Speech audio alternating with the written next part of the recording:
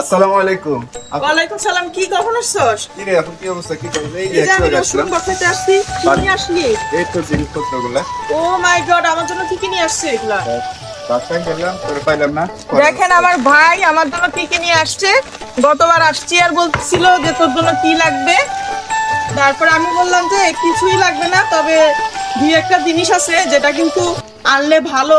তো বলতেছিল কি, আমি বলছি যে এই যে দা লাগবে আমার একটা, এটা খুলতো। এই যে দা, তারপরে এটা হচ্ছে যে বিরিয়ানি। মাছি মিরানোর জন্য ইরানি। ও মাই গড, এটা কি? এটা পিঠা উঠানোর জন্য। ও, পিঠা বানানোর জিনিস আনছস?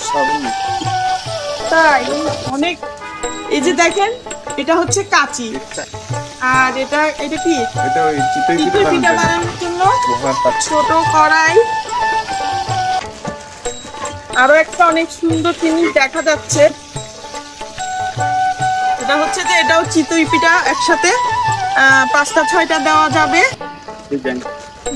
আর এটা হচ্ছে সবচেয়ে কিউট, এটা হচ্ছে এই যে বলবে না।